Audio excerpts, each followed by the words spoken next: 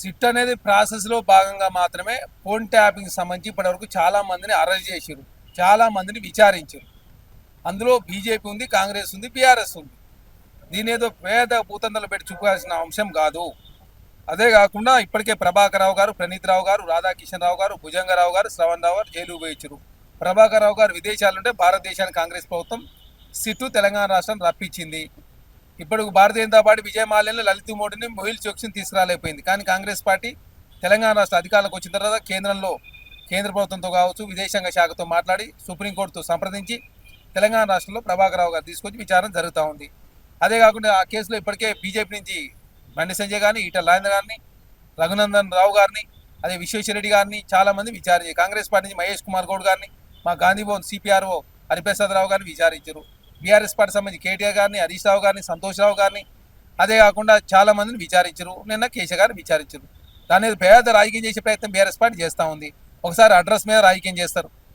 ఆయన అసెంబ్లీ రికార్డులో ఉన్నది నందినగర్ జూబ్లీసు, తర్వాత చింతమడక సిద్దిపేట జిల్లా, ఎర్రవెల్లి ఫామ్ హౌస్ అనేది అసలు అడ్రస్లో ఎక్కడ లేదు. నోటీస్ తీస్తే 2 రోజులు టైం కావాలంటే 2 రోజులు టైం ఇచ్చారు. అయితే ఇదేదో కొంపలు ఆరకపోయినట్టు మోత నిన్న నల్ల జెండాలు ఎగరేసి తెలంగాణ ముఖ్యమంత్రి రేవంత్ రెడ్డి గారు దిష్టి బొమ్మలు దగ్ధం చేసుడు, కాళ్ళతో తన్నడం, తొండలు వెళ్ళి పెడదాం అని చెప్పి ఇష్టం వచ్చి ఏది మాట్లాడితే తెలంగాణ సమాజం అంగీకరించరు. మీరు పైశాచిక ఆనందం, మీరు మళ్ళీ భవిష్యత్తులో గెలవరు కాబట్టి మీరు ఒక దురుద్దేశంతో కాంగ్రెస్ ప్రభుత్వాన్ని బదనాం చేసే ప్రయత్నం మీరు చేస్తూ ఉన్నారు. ఖచ్చితంగా సిట్ అనేది చాలా పారదర్శకంగా విచారణ చేస్తూ ఉంది. పోలీసు అధికారులు దూషించే ప్రయత్నం, ముఖ్యమంత్రి గారు దూషించే ప్రయత్నం, ఎవరిని పడితే వాళ్ళు దూషించే ప్రయత్నం బీఆర్ఎస్ పార్టీ శ్రేణులు, BRS party, Namaste Telangana, T news, త్రిలుప్ స్కైవ్ చేస్తూ ఉంది. ఇప్పటికే ఇన్ని ఎలక్షన్ ఓడిపోయారు. కంటోన్మెంట్, జూబ్లీసు, Telangana parliament election, MLA election, sarpanch election ఓడిపోయినా కూడా బుద్ధే రావట్లే. గ్రాడ్యుయేట్ టీచర్ కరీంనగర్ ఓడిపోయారు, వరంగల్లో గ్రాడ్యుయేట్ ఎలక్షన్ ఓడిపోయారు. అయినా బీఆర్ఎస్ పార్టీ వాళ్ళ మనసు మార్చుకోకపోతే తెలంగాణ సమాజం ఆల్రెడీ మనసు మార్చుకోలేదు కాబట్టి బీఆర్ఎస్ పార్టీ ఇంటికి పంపారు, భవిష్యత్తులో కూడా ఇంటికి పంపారు.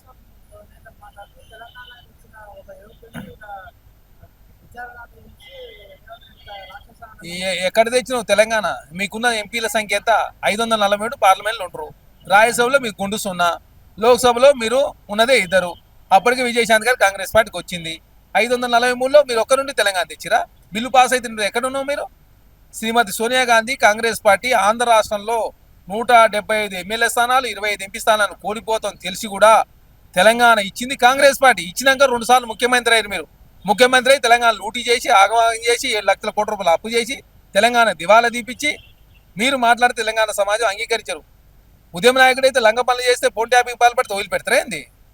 ఉద్యమకారులు ఎవరుగా గతరాను ఉద్యమకారుడు కదా? 3 గంటలు ఎట్ట కూర్చోబెట్టినాం? కోదండరామ్ గారు ఉద్యమ నాయకుడు కాదా?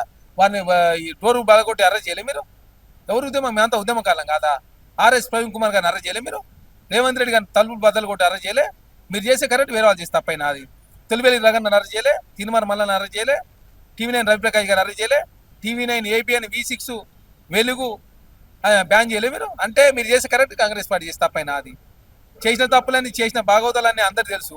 తెలంగాణ రాష్ట్ర సబ్బన్న వర్గాలను ఫోన్ ట్యాపింగ్ చేసి 6,000 మంది సొంత అల్లుని ఫోన్ ట్యాపింగ్ చేసి, హరీష్ రావు గారి ఫోన్ ట్యాపింగ్ చేసి, వాళ్ళ కుటుంబ సభ్యుల ఫోన్లు ట్యాపింగ్ చేసి, వాళ్ళ అనుచరుల ఫోన్లు ట్యాపింగ్ చేసి, విశ్వేశ్వరరెడ్డి గారి కుటుంబ సభ్యుల ఫోన్లు ట్యాపింగ్ చేసి, ఈటల రాజేంద్ర గారి కుటుంబ సభ్యుల ఫోన్లు ట్యాపింగ్ చేసి, ఒకరు కాదు కదా వ్యాపారుల ఫోన్లు ట్యాపింగ్ చేసి, సంధ్యాకరణ సీతారావు ట్యాపింగ్ చేసి 16 కోట్ల రూపాయలు వసూలు చేసి, విశ్వేశ్వరరెడ్డి గారి భూమి కొనేటువంటి భూమి కొనకుండా చేసి, తర్వాత చక్రధర్ గౌడ్ గారు సిద్దిపేట పోటీ చేసిన ఆయన ఫోన్ ట్యాపింగ్ చేసిన చెప్పి వారు కేసు పెట్టి, ఒకటి కాదు కదా మీరు చేసిన పాపాలు ఘోరాలు 1, 2 కాదు, ఇట్లా చెప్పుకుంటే పోతే 100 ఉన్నాయి.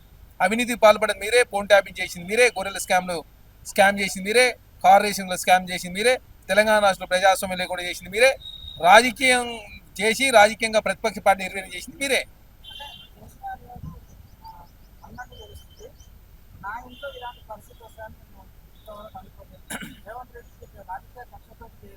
అధికారులు ఉన్నప్పుడు ఆలోచించాలి సార్. అధికారులు ఉన్నప్పుడు ఏమో డైనింగ్ టేబుల్ కూర్చొని, పాములో కూర్చొని వీళ్ళని అరెస్ట్ చేయండి, వారిని అరెస్ట్ చేయండి చేస్తుంది. In phone tapping, an phone tapping చేయాలని చెప్పి ఫోన్ ట్యాపింగ్ చేస్తుంది. అధికారం పోయింది ఇప్పుడు గుర్తొచ్చిన అది. అధికారం పోయిన తర్వాత ఎవరికైనా గుర్తొస్తుంది. అధికారంలో కళ్ళు నెత్తికెక్తాయి కదా. అధికారంలో ప్రగతి భవన్ ముందు గదరన్నను 3 గంటలు కూర్చోబెడుతుంది. ఆనాడు ఎందుకు గదరన్న ఉద్యమకాండం గుర్తురాలే? కోదండరామ్ గారు ఉద్యమకాండం గుర్తురాలే? మీరు చేస్తే కరెక్ట్, వేరే వాళ్ళు చేస్తే తప్పైనా అది. ఏమన్నా అర్థం ఉందా మీరు మాట్లాడే దాంట్లో? కాబట్టి కాంగ్రెస్ పార్టీ గుర్తులు చాలా ప్రజాస్వామ్యంగా, చాలా డెమోక్రటిక్గా ముందుకు పోతాను. ప్రజాస్వామ్యాన్ని లోబడి, చట్టాన్ని లోబడి అదే కాకుండా మీలాగా చట్టాల ఉల్లంఘన చేసే ఉద్దేశం కాంగ్రెస్ పార్టీ లేదు. ఖచ్చితంగా తప్పు చేసిన వారు తన మన అనే భేదం లేదు. తప్పు చేసిన వారు ఎవరైనా కూడా ఖచ్చితంగా శిక్షకు అర్హులే.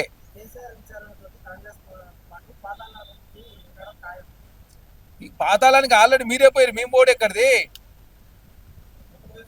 పాతాళాన్ని మీరే పోయారు, బీఆర్ఎస్ పార్టీ పోయింది కాబట్టి జూబ్లీస్ కంటోన్మెంట్ ఎలక్షన్ ఓడిపోయింది.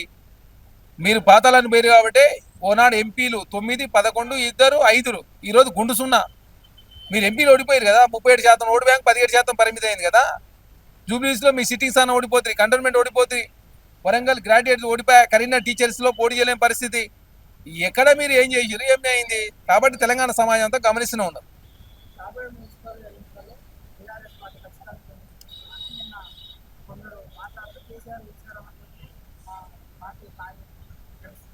మేము అత్యధిక మున్సిపల్ స్థానాలు గెలవబోతా ఉన్నాం. బీఆర్ఎస్ పార్టీ నుంచి పోటీ చేసడానికి దిక్కు లేరు. మా పార్టీలో ఒక్కొక్క కౌన్సిలర్కి 5 మంది పోటీ పడతా ఉన్నారు.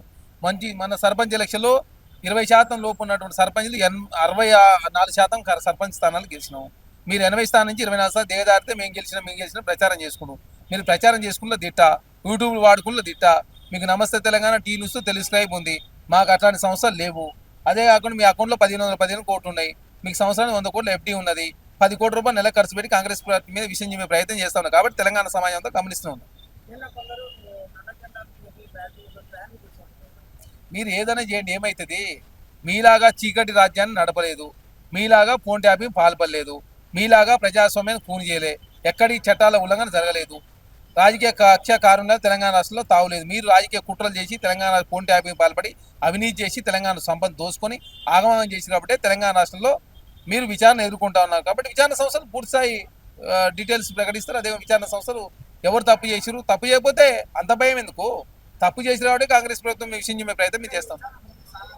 ఆ విచారణ ఆల్రెడీ 2 సంవత్సరాల్లో చాలా విచారణ సంస్థలు, కాళేశ్వరం సంబంధించి రిపోర్ట్ వచ్చింది, అదే యాదాద్రి భద్ర కొనుగోలు వ్యవహారం రిపోర్ట్ వచ్చింది, కార్రేసింగ్ వ్యవహారంలో టీఓపీటీ అనుమతి కోరినాం, ఇంకా ఇవ్వలేదు. తర్వాత ఇక్కడ టెలిఫోన్ ట్యాపింగ్ సంబంధించి విచారణ జరుగుతాం. గొర్రెల స్కామ్లో ఈడీ అంటారు కాబట్టి అది అయిన తర్వాత జరుగుతుంది. మీ ఆయనలో 9 సీట్లు వేస్తే ఏమైనా సార్, మరి 1 సీట్ కూడా తేల్చలేదు. మీరు తేల్చలేరు, అనవసరం మీ రాజకీయం కోసం వాడుకున్నారు. నయం ఆస్తులు ఎడిపోయినా, నయం సంబంధించిన భూములను ఎడిపోయినా.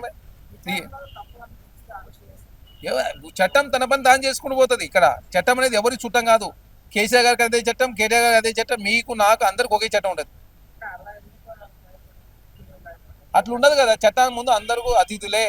ఈ దేశంలో నరేంద్ర మోడీ గారు మొదటిసారిగా గుజరాత్ ముఖ్యమంత్రి ఉన్నప్పుడు సుప్రీంకోర్టు చెప్తే సిట్ విచారణ చేసిరు ఆయన మీద కూడా. నరేంద్ర మోడీ గారు చేసిరు, జయలలిత గారి మీద చేసిరు, లల్లు ప్రసాద్ గారి మీద చేసిరు, కేజ్రీవాల్ గారి మీద చేసిరు, హేమంత్ సోరెన్ గారు చేసిరు, ప్రకాష్ అదేవిధంగా హర్యానా సంబంధించి చౌతాల గారి మీద చేసిరు. కాబట్టి ఒక్కరు కాదు, ఇది మీరు అతిథులేం కాదు చట్టానికి. చట్టాన్ని లోబడి మాత్రం కాంగ్రెస్ ప్రభుత్వం ముందుకు పోతాం. దానిలో భాగంగా విచారణ సంస్థ పూర్తి స్థాయి అధికారులు లోబడి మాత్రం వాళ్ళు విచారణ చేస్తాం. Subscribe us and press the bell icon for more interesting updates.